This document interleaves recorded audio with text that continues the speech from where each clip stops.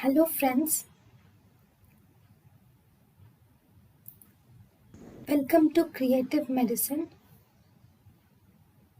In this lecture, we will learn about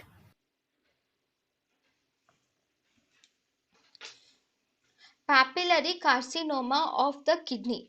So papillary carcinoma of the kidney, as the name says, in papillary carcinoma of kidney there is formation of papillary growth is seen in papillary carcinoma of kidney.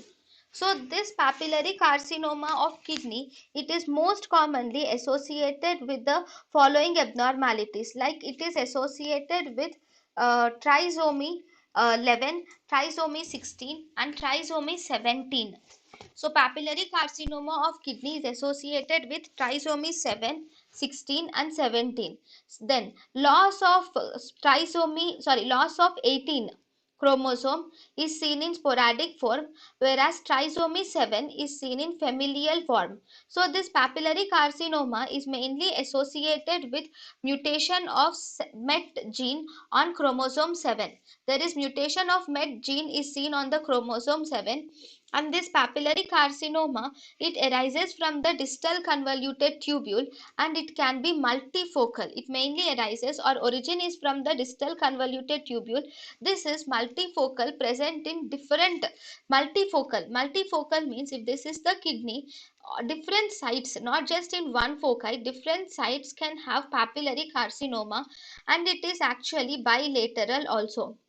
Typically, it is hemorrhagic. Hemorrhages are seen in the lesion along with presence of certain cysts.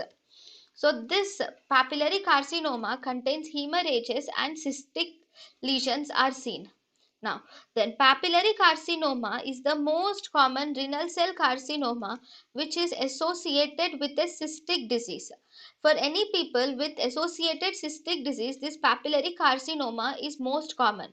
Now, if you do a microscopic examination, in the microscopic examination, you will see that it is mainly composed of a cuboidal cells and low columnar cells are seen. So, in the papillary carcinoma here, you will see presence of cuboidal and low columnar cells are seen, and one important thing is presence of samoma bodies are important in papillary carcinoma of thyroid, papillary carcinoma of renal.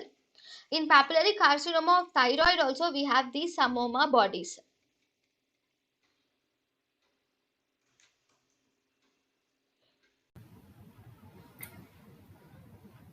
thank you and thank you for watching.